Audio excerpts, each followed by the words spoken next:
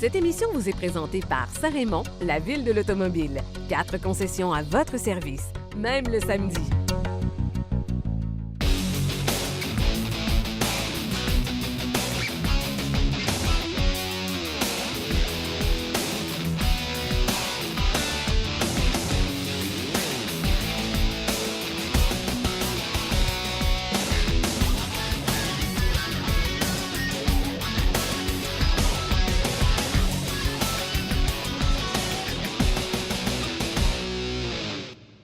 Bienvenue à Virage. Aujourd'hui, à l'émission, nous allons vous parler du Subaru Aysen que nous avons ici même en studio. On va aussi vous présenter un Dodge Charger. Peut-être qu'on va vous donner le goût de vous acheter un Dodge Charger particulier. Vous allez voir ça un petit peu plus tard à l'émission. On va aussi parler mécanique avec Jean Guéroy. Et nous allons répondre à vos questions à la fin de l'émission. 670-9078, poste 230 ou encore virage@tmac.tv ou via notre Facebook. Messieurs, bonjour. Sans oublier le magnifique bloc de nouvelles quand même. Le magnifique bloc de nouvelles avec Marc Bouchard, particulièrement intéressant cette semaine. Et des nouvelles, vous allez apprendre plein de choses, évidemment. Faut pas le dire trop, Marc, parce que c'est la surprise de l'émission. Tout le monde attend ton bloc de nouvelles.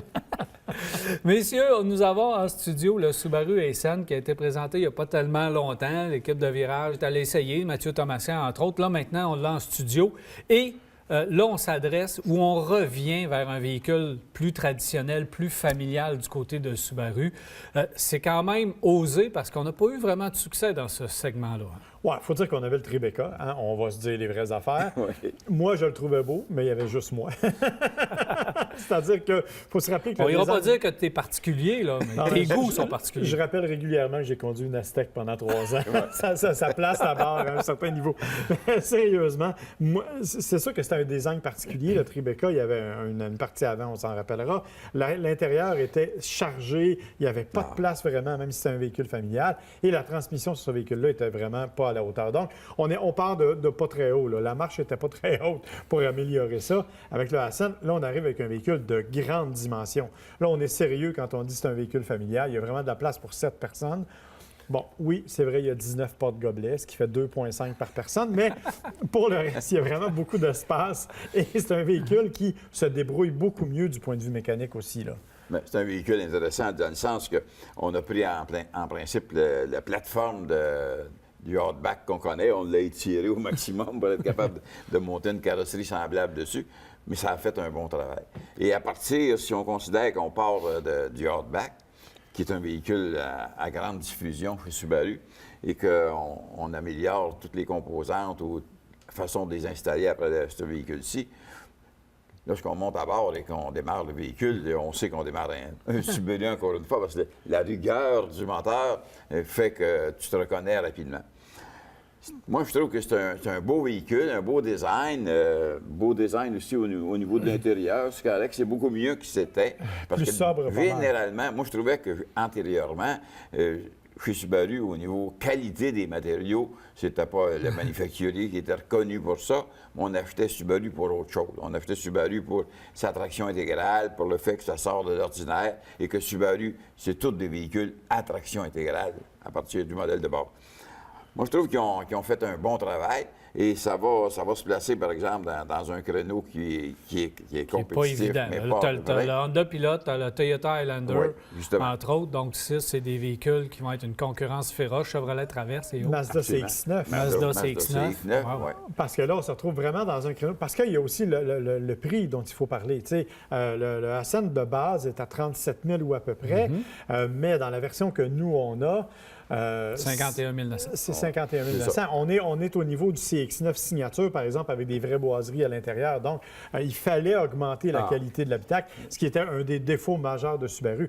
Moi, en fait, le seul bémol que j'ai avec ce véhicule-là, honnêtement, ça a été l'insonorisation que j'ai pas trouvé tout à fait à la hauteur. Comme Jacques le dit, le moteur, il est rugueux, on l'entend, on entend quand il fonctionne, on entend les bruits de roulement, probablement parce que l'espace intérieur fait écho aussi à toutes sortes d'affaires. Mais pour le reste, honnêtement, j'ai rien à redire. C'est un véhicule agréable et on a bien récupéré la traction intégrale. Puis ça fait un travail impeccable sur ce véhicule. On a mis le X-Mode, évidemment, comme traction intégrale. Nouveau moteur 2,4 litres qui développe 260 chevaux. Injection directe. Turbocompression. Donc, ça, on a un moteur qui fait le travail. Puis on a gardé, évidemment, l'essence même de Subaru, le fameux moteur Boxster. Oui. Chose surprenante, c'est que même si on a la CVT, on peut tracter jusqu'à 5000 livres avec Ça me le surprend. véhicule.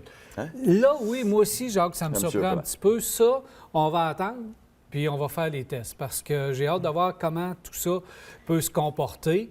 Mais au moins, on a osé le faire. Puis là, on est au même niveau que Toyota et Honda, Oui. parce Oui. qu'eux autres aussi sont à 5000 livres, mais avec des V6. Donc, le comportement et le rendement, comment ça va se faire en tractant? Parce que le rendement de la voiture en général, quand je l'essaye, toi, au niveau du moteur, ça t'a chatouillé. Moi, pas trop. J'ai trouvé ça correct à l'intérieur, même que j'étais le premier à chialer sur les intérieurs de Subaru. J'étais plus capable des intérieurs de Subaru. Là, finalement, écran central, écran tactile qui va bien, un menu qui est facile à consulter. Donc là, on est revenu à une bonne base et c'est très chic. Une belle qualité aussi de finition, parce que les anciens Oui. habitacles, moi, écoute, j'ai déjà eu une Subaru Impreza, et les plastiques à l'intérieur, tu les regardais puis ils graffinaient littéralement. Maintenant, on arrive vraiment avec des matériaux qui sont de meilleure qualité. C'est sûr que, comme je l'ai dit, nous, on a une des versions les plus élevées. Il faut faire attention, il ne faut pas comparer ça avec la version de base, mais n'empêche que même les matériaux de base sont définitivement de meilleure qualité. Ma crainte, elle est comme vous autres, au niveau du remorquage. Et quand le véhicule est plein, consommation d'essence, on est un peu sérieux. là. Je veux Eux dire, autres, ouais. Ils consomment. c'est ça. Subaru ça n'a pas toujours été un modèle d'économie de carburant. Quand on a la voiture pleine de passagers et de marchandises, ça boit pas mal. Mais je pense que, justement, un prix de base de 37 000, il y a plusieurs modèles. J'en vois 1, 2, 3, 4, 5, il y a 6 versions différentes. Donc, entre 37 000 et 51 000, vous pouvez trouver le véhicule qui va faire votre affaire. Maintenant, je pense qu'on va garder notre clientèle chez Subaru. Les gens qui On étaient va un peu essayer. tannés du hardback parce que veut pas, ça revient pas mal toujours au même depuis une quinzaine d'années. Alors là, on va avoir le véhicule différent, on va avoir un véhicule plus traditionnel.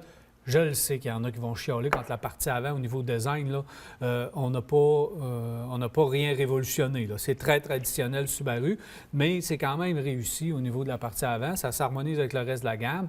À l'arrière, c'est très beau, de l'espace. Bon, bref, je pense que là... Et on va peut-être gagner aussi des nouvelles personnes du côté de chez Subaru. Alors, je leur prédis un meilleur succès qu'avec ton Tribeca que Oh, ben, t'as regarde. aimé. Ouais. Ils ne peuvent pas en Absolument. avoir moins. Là. Je pense qu'ils en ont vendu 3, C'est on ça. les connaît par leur prénom. Là. Et puis au niveau sécurité, au niveau rendement en général, l'hiver, les routes de campagne, remorque en arrière avec une coupe d'autoneige, etc., on va en entendre parler. si Oui, tu il y a veux. une bonne garde au sol, les roues sont Absolument. bien dégagées, système de traction intégrale qui est dans les meilleurs de l'industrie. Bref, un véhicule bien né. Absolument. On va voir de quelle façon il va être accueilli par la clientèle, mais moi, je pense que cette fois-ci, on a fait un beau travail. Absolument. Alors voilà, on s'arrête à virage, on revient, restez là.